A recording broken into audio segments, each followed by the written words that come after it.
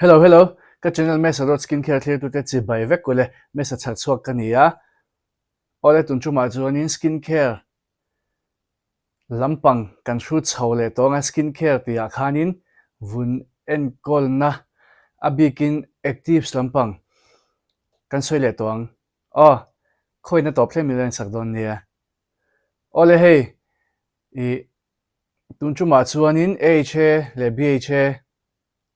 le thil dang chi ni. Ka ron soi dona ka soi to nu te tila adik thawa a malama ka lo soi chin to te ni a ma se tun chu ma chuanin tlemin I hey a updated te pom to a chuak thar ti mela ron tun hai ron ti lar thar te pom le to a AHA nia BHA nia chuan LHA le PHA om le to a khang te po kan soi chawanga tin an na tho te enge a thatna te enge ka man chi ti te kha kan she thei do na uluk deuin lo ngai thla ula chuan tin ti zok teang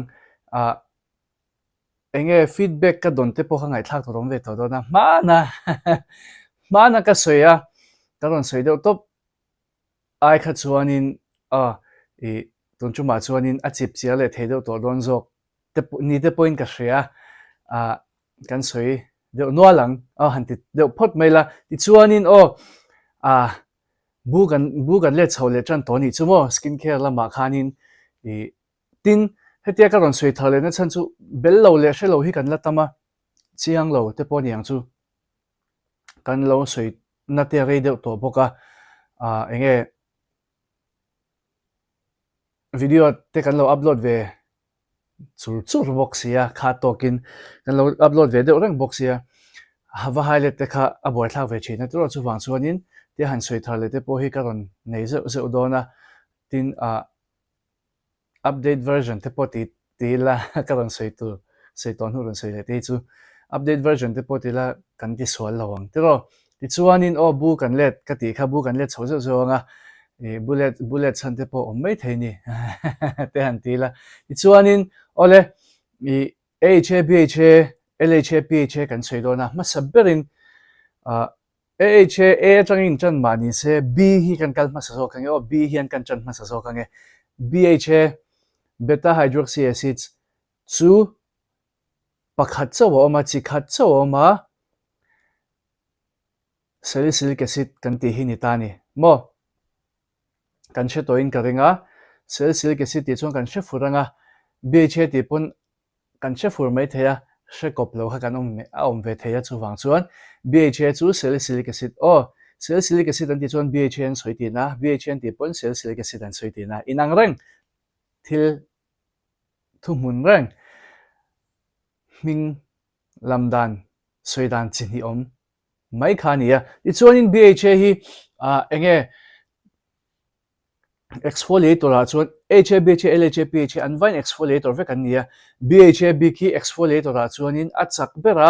a molecules hi mesotrine ente ka dang ka te ka ngai to china tun hnai chaw lawa po hianin a chan chu molecules hi BHA ni na atak ka kha ti mai ang atak te kha asin maya ate bera tiang acids AHA BHA hawa chuanin ate bera sin bera vun ko chunga alut chak bera a irritation level vunati irritate dan theidan po asang bera chu wang chuanin 2% ai sang hi chu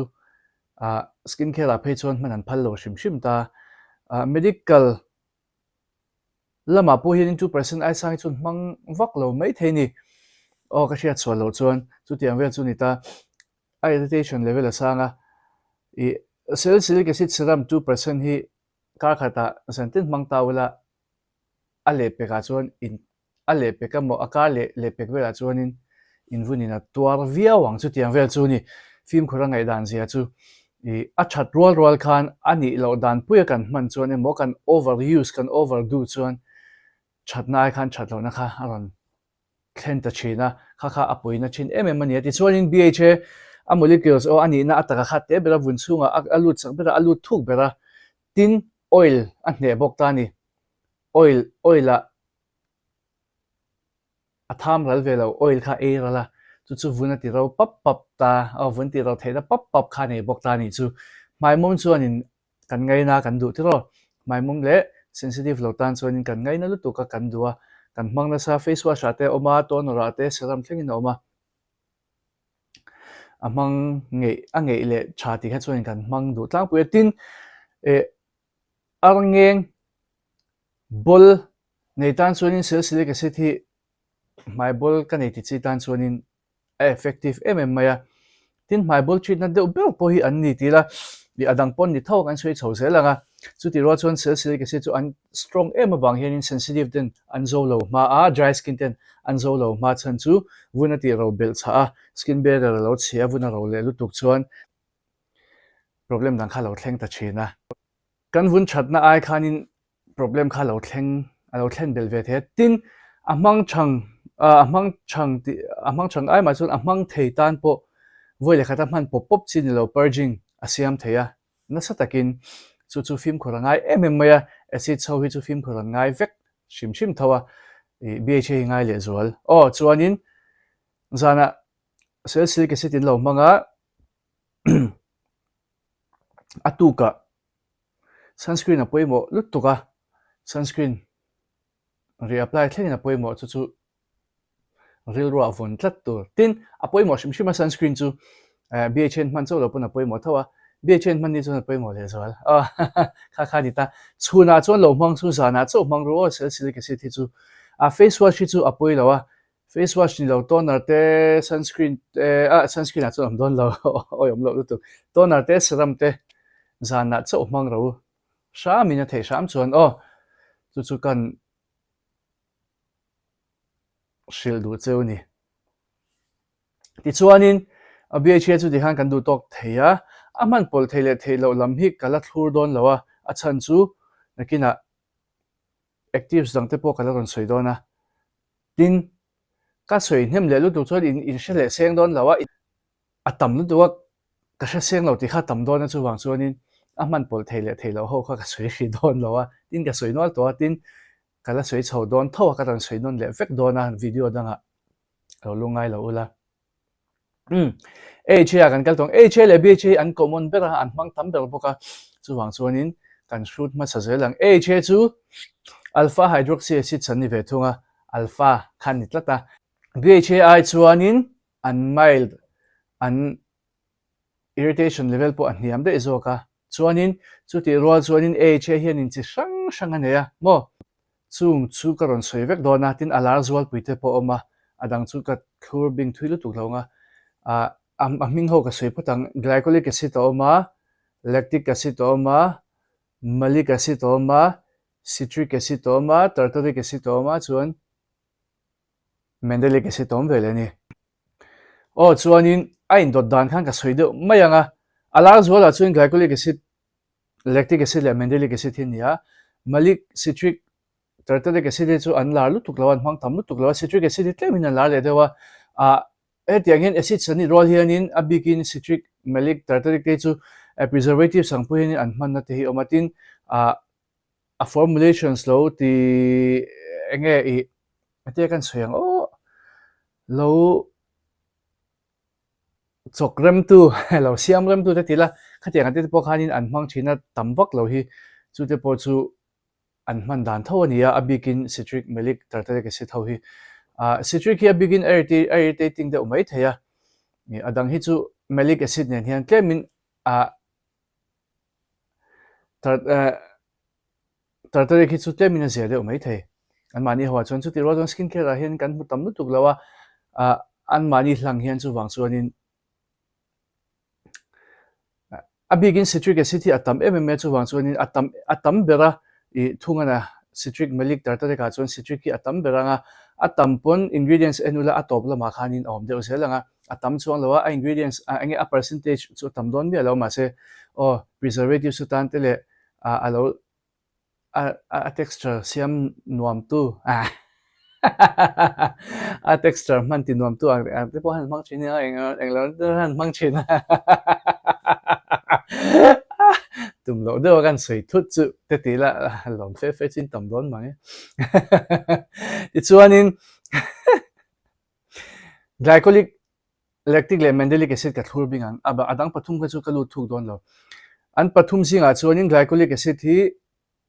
ka soyang khanin BHA po molecule san nei ta molecule san nei vek ta tiang ho chuanin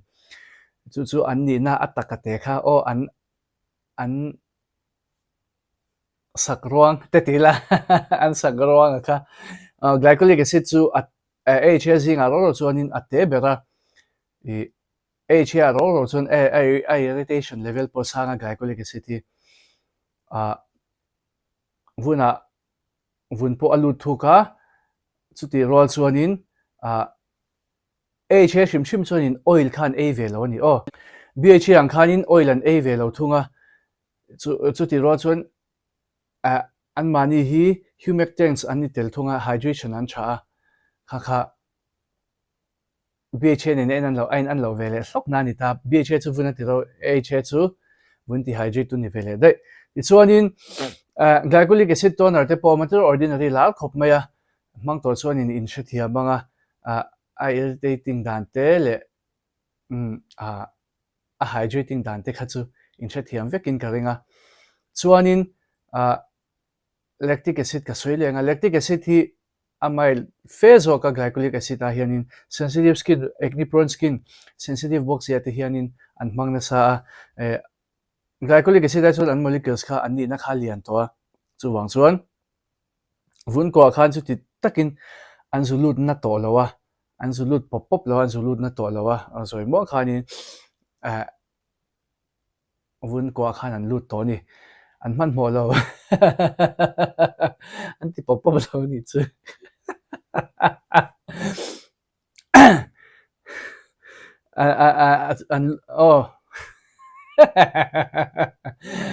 vun ko khanin an lut sak lo chu wang chuan an irritation level po niama glycolic te BHA te chuanin lactic acid chu sensitive tam tak point in mang tiro in mang theya in mang thina chuan mandelic acid ka khai khom ne don AHA hi nakina mandelic acid ka soile phatang mandelic acid phe chu amyl to lutuka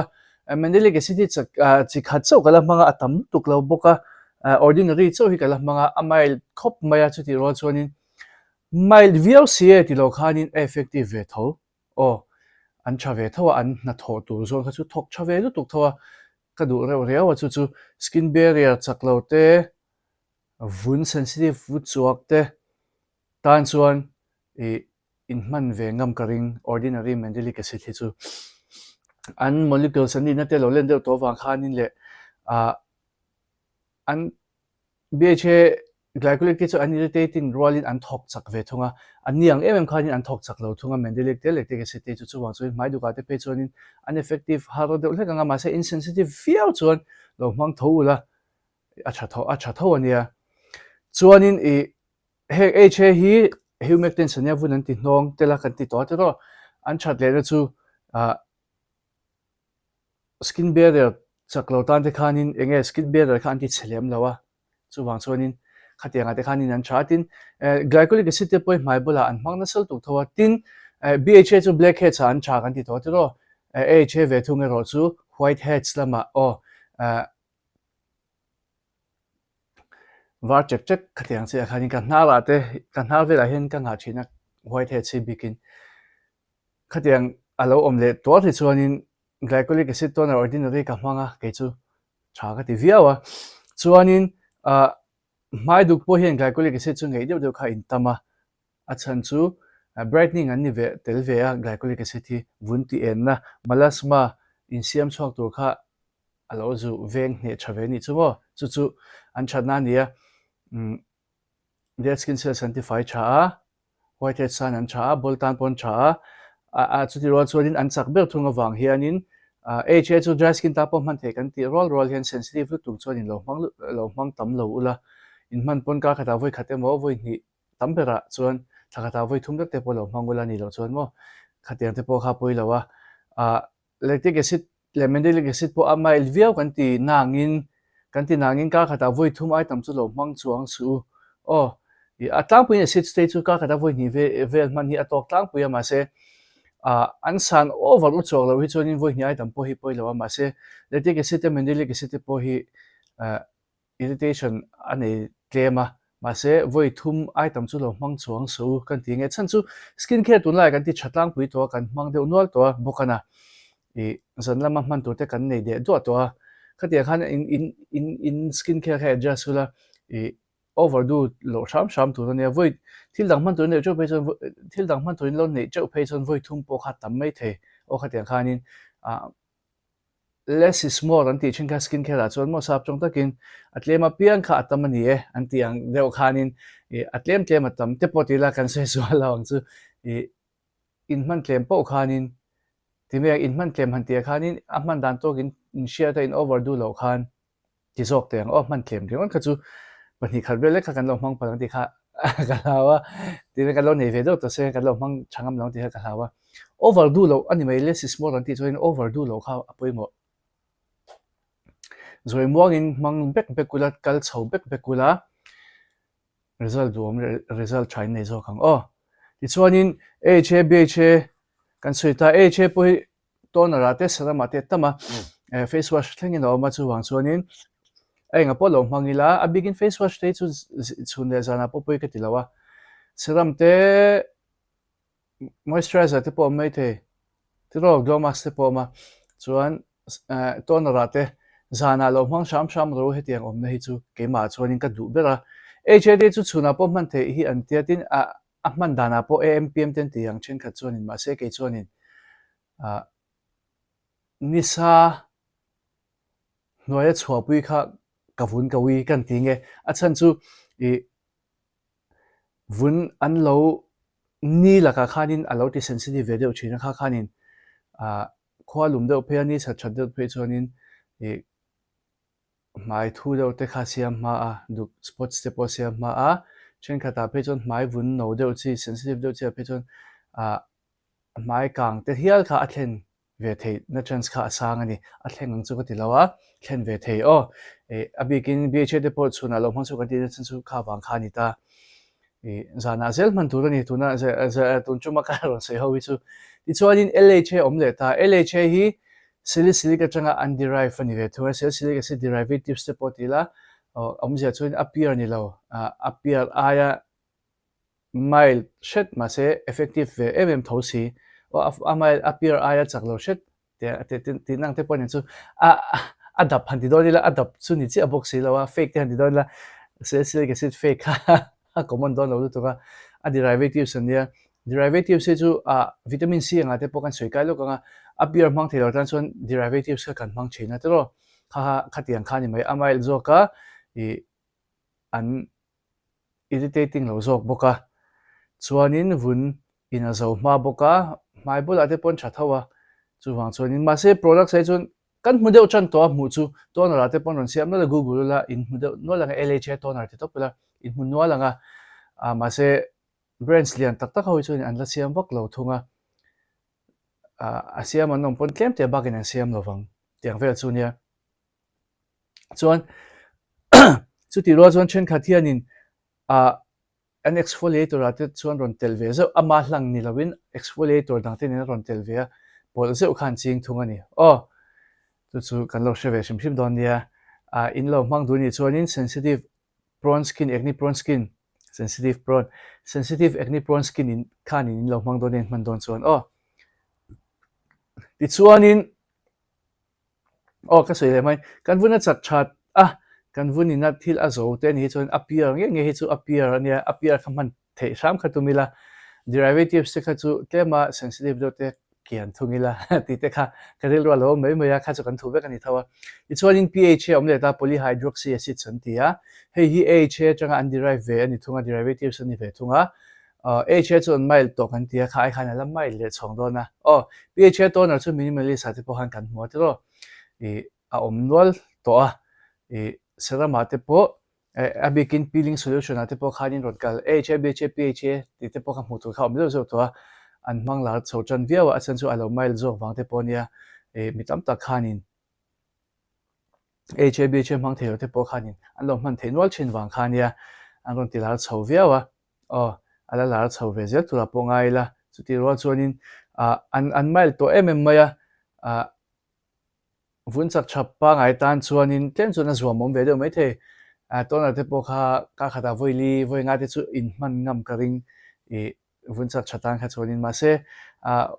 ka vun a sensitive a chaklo enge e skin barrier a chaklo ti chi tang kha chuanin khatiang kha ka chu ka suggest le chualo ka khata voi ni voi tum te kha lo mangula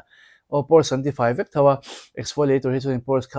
anti-fire an clear kha kha chan chat na ania chu ka du na ni boka chuanin o at ka mor ka box ho chan dona HABH man pui mo na ka sei dona ka vun a nung lo ka vun a thu ka vun a eng lo skincare ka ti chama se ka bol ne mai bol hey mai phit kuta khoya thap shep te pon yang chumo mai mam chalo te hi ka ne skincare ka ti chatho sia te kan te HABH kan lo man lo chin wang ani khang zong zong kha achan chu skincare kan lo mang chat to tu nang lai chun kan lo mang cha kan lo mang regu boka e kan vun kha a in siam chat e dia skincare zon in pe chok a recycle la khamo vun cha ro in siam chho na kha at lo chak ve ni kan en kol chat chuan a lo chak ve zela chu wang chuanin kha kan ti fai chat lo chuan kha mi ti fai tu kha bi vun cha ro in siam khan dia skincare kha a ron om ve ta vun hlui kha lo thi ve to ni chu kha chu tiang main a ron tla chuak big lawa kan vun ko tang khan ron pok chuak pop lawa ron pok chuak top thei big lawa chu wang chuanin atify tu kha nga ya atify tu chu HABH hi ni ta ni chuanin kha kan ti fai chat chuan le kan man chat chuan HABH te kan man dan kan thiama kan man chat chuan khatiang bol neu kan clock pores kan ti chu vun ko no phui wanga lo in siam ani ta khatiang bol neu kan ti thap neu kan ti de kha chu de thei chuang si lo e kha han mangila han mangula inzia kwar rang a bol neu a thap ti velang khabo e an effective lu tu kan ya tianga khanin tin overall exfoliate nan overall exfoliator an ni shim chu wang chuanin ka vun an nung lo ka glow thelo ti ho tan po khanin glow na pakhat ani HABH hi mo in man chat phota a man dan dikan mana in man regu pe phot chuan e min ti glow tu pakhat ani chiang tu ka chan chu vun thi an pai faya de skin cells an pai faya vun thi chuan blackheads te whiteheads an ti faya chuan e malasma mai du nei tan thlengin a tha lo in siam tu rawenga lo in siam zel tu rawenga tin vun ati eng boka chu a thatna nia kan vun thi te pai fai meu wang khanin vun thar lo in siam chhuana konga khanin a pui boka ati chak boka chu an thatna len pui mona ania an that lo na ero chu kan man over chuan kan overuse chuan irritation khan nei ta bol theina te purging min sian thlen pop theina te khan nei ta kha kan film khur angai ve an that lo nai ma chuan ke mani man thiam lo te film khur angai na lai te kha kan shiat ve ngai ni chu ti chuanin kha ti zong kha HABH PHA LHA ka ran soi thei te ni se ka channel te lo hlok pe ka be se ka channel te mi lo subscribe ka video te mi lo like ka mi lo share sak zel tun ke som chuwa video le pe ka in hmule cheu don nia